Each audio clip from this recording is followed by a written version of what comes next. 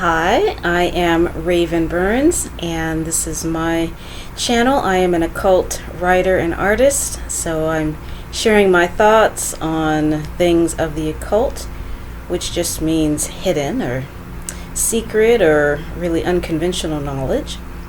So today's topic is going to be divination, and the reason why I wanted to talk about divination is because I'm really excited.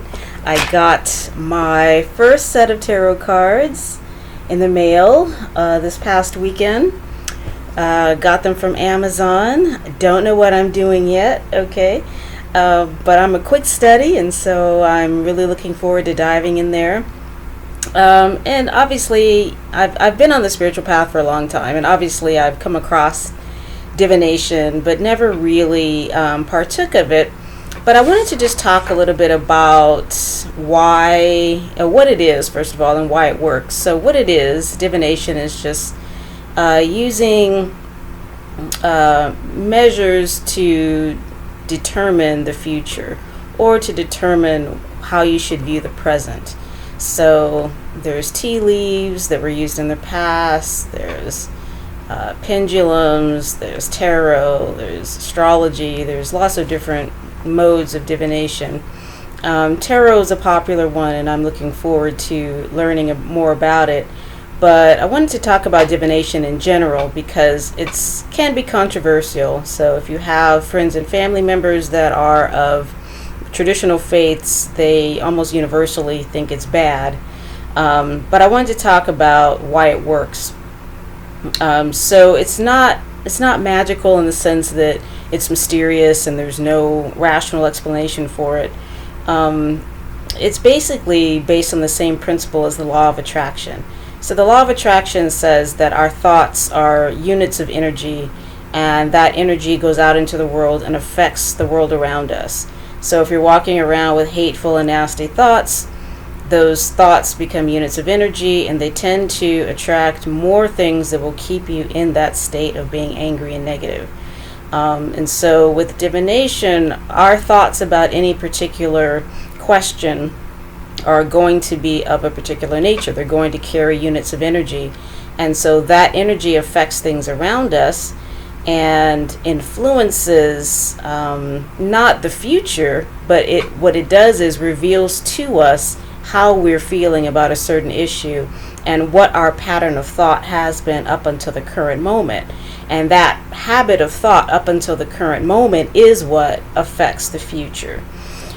So it's not set in stone. It's something that can be changed because our thoughts can be changed.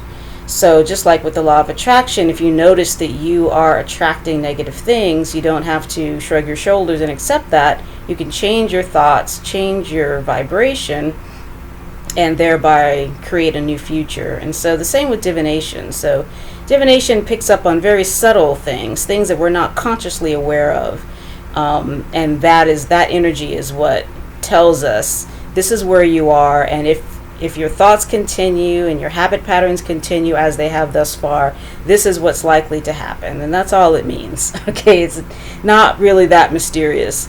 So the reason I believe why people have said that it's dangerous is multiple reasons. One is that the church historically it was a monopoly. So in any particular land that you live in, especially theocracies or pseudo-theocracies, such as, old Europe was not technically a theocracy, but it operated as one because the Catholic Church was all-powerful, and there was very little you could do outside of that. And certainly in Muslim nations as well, Jewish nations. So that belief system controls all the institutions under it. So any belief system that varies from that, especially one that says you don't need an intermediary, you don't even need a building, you can, have a relationship with spirit on your own, and in fact you can just commune with nature, that's not going to fly because there's no money in that, and there's no power in that. There's no centralized power in that. It's actually extremely powerful, but it's empowering to the individual, which no government is going to be excited about. So partially it's control. So divination has always been linked with negative things, and the devil, and these sorts of things. Another thing is, speaking of the devil, is fear. People have, there's several reasons for the fear. One is the fear that what you see is set in stone. So if you come across something you don't want to see, then there's the fear that you're locked into that, and you'd rather, if you're locked into it, you'd rather just not know if it's negative. So as we discussed already, the future is not and never is set in stone. But some aspects of the church have believed in determinism. So that was a prevailing belief system, that everything is basically laid out before you're born.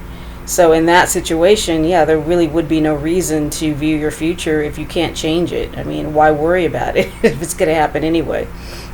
There is another legitimate fear, actually, of becoming too dependent on these things.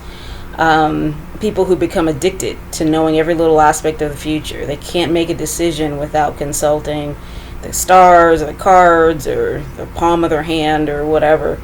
So you don't want it to become a crutch. It's something that can be used as a tool to prepare yourself mentally for something that may be happening, or to change your thoughts, as we discussed before, so that you can change the future. But it's not something to become hooked on, okay? And it's also, the future is not something to control. Yes, we can change the future with our thoughts, but we are not in control of the future. The future happens due to many factors: our actions, the actions of the people around us, the overarching belief systems of the place that we're living. Many factors go into why something happens. So you don't want to become obsessed with the idea of controlling the future either. So all those things are either legitimate or illegitimate concerns about divination and why it has been controversial. Now, why I don't personally believe it's dangerous is several reasons. One is because, like I said, it's not mysterious. It's reacting to our thoughts and our mental habits and our perceptions. So it's not some spooky thing coming to get us from the outside that we need to be afraid of. It's responding to our own energy, our own thoughts, which create that energy. So what transpires from that comes from us. It's not something to be afraid of. It's something that exists anyway. Whether you use the tarot or not, those thoughts are creating units of mental energy. So whether you use that and look at the future or don't look at the future, it's still happening. So I would rather know what it is so that I can do something about it. Another reason why I don't think it's dangerous is that everything that we do, including divination, is based on our intent. So if your intent is simply to have a deeper understanding of where you're at and where you're currently heading, if nothing changes, then that's a very healthy view of divination. It's not something to become obsessed with.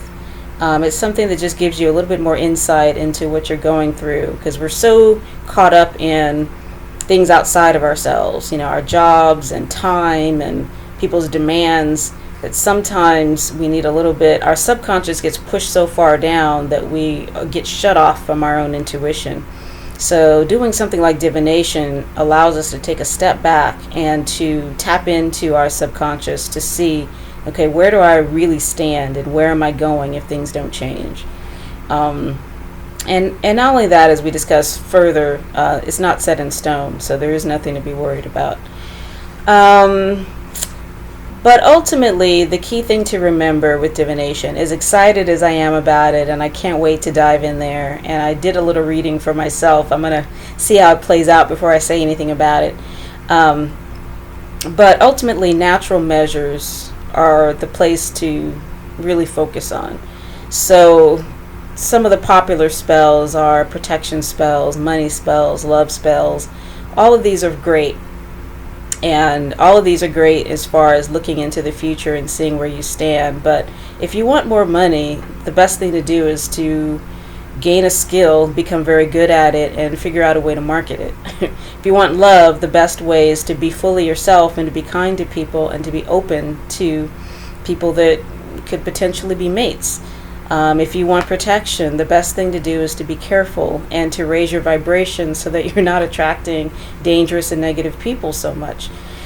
So start with the natural always, but divination is not something to fear.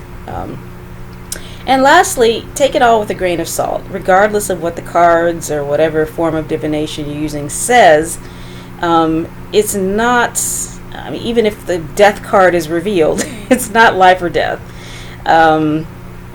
It's a tool. So, and natural means matter most, as I said. So, whatever you find in divination, take it as one form of information, not as the end all and the be all. What you do in every present moment of your life is what's going to shape your future. And divination is just a tool to help you get there. So that's it. Let me know your thoughts. If you like this video at all, give it a thumbs up, please. And just leaving you with the idea that you absolutely matter. You are beloved of spirit. You are necessary. So go in love, return in love, and blessed be. Peace.